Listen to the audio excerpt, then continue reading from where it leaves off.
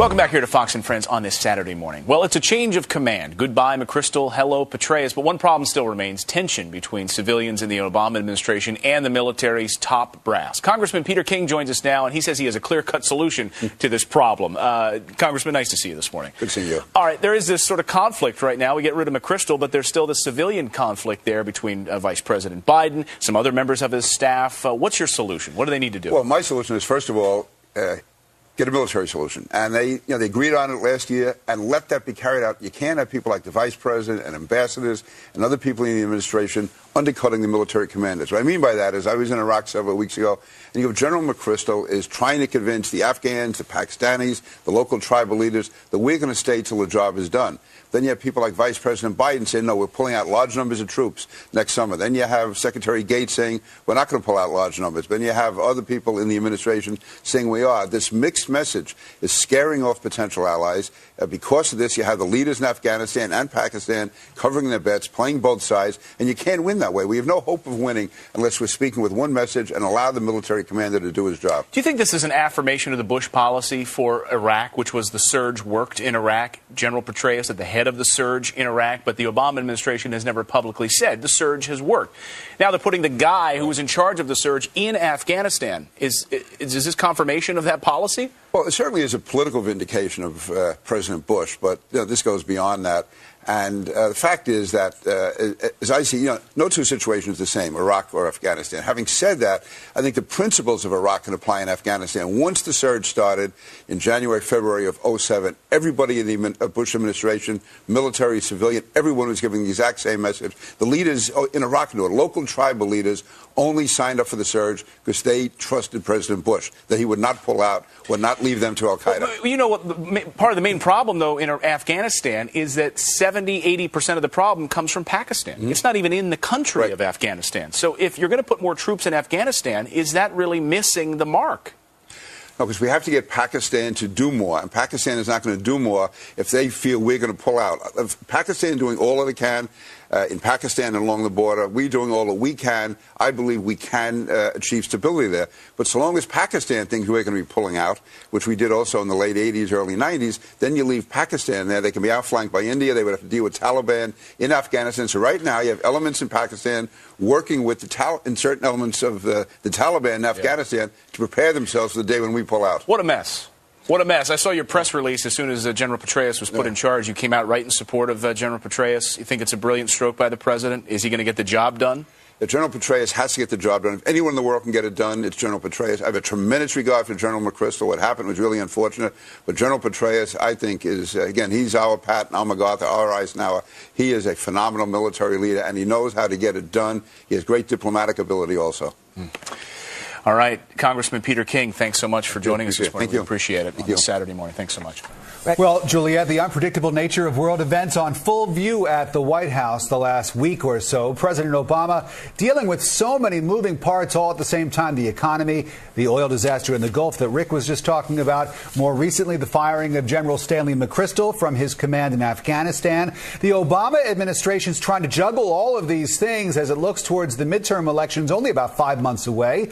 So how has the president handled these multiple crises? Let's bring in our political panel. Peter King, of course, the Republican congressman from New York. Frank Pallone Jr., Democratic congressman from New Jersey. Gentlemen, good to see you both. Thanks for coming in. And we in the media, Congressman Pallone, we tend to focus in on every single headline and we look for some kind of a bigger cosmic meaning here. But there have really been a lot of big headlines over the last week to 10 days or so. How's the president doing? Well, I think the president is doing very well. I mean, you think of his three major initiatives, which was Wall Street reform, which we're going to vote on this week. We finally have a conference report. He passed the health care reform back in April. It was signed. And, of course, the Recovery Act, which created 2.5 million jobs. I think that his policies are leading us towards a recovery, and they're also trying to prevent a recession from happening again with the Wall Street reforms that he'll probably sign within the next few weeks. So in terms of his agenda that he committed to, he's doing very well. Congressman King, quite a lot of drama lately for no drama Obama. I'm guessing your critique won't be as, I guess, favorable?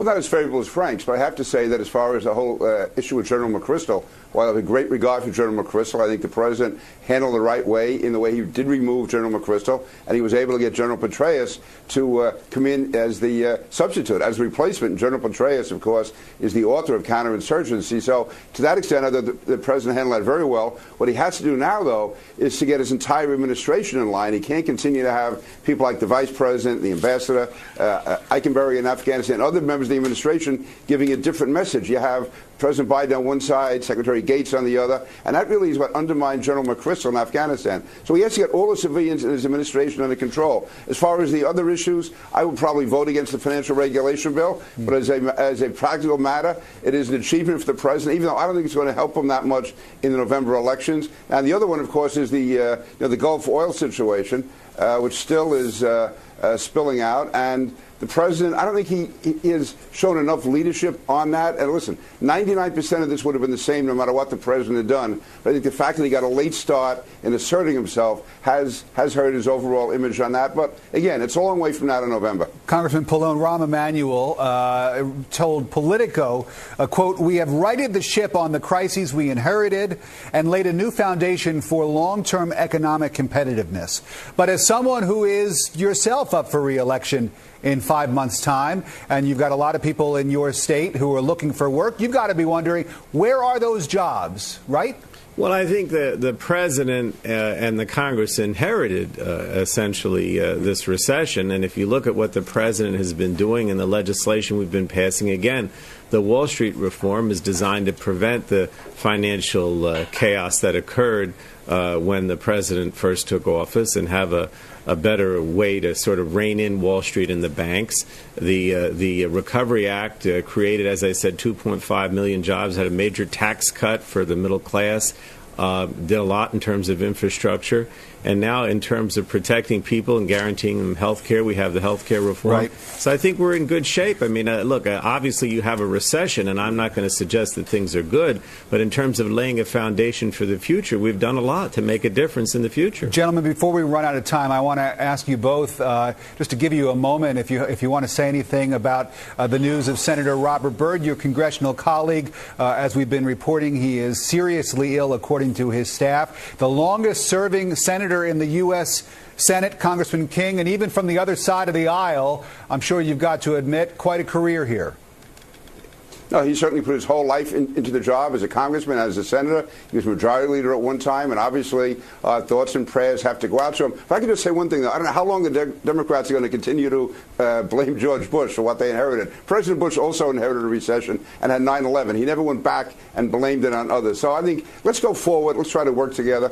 I think it makes a lot better than just trying to blame everything on George Bush. They'll probably keep doing it, Congressman King, until there's a Republican in the White House who will be blaming President Obama for what he or she has inherited.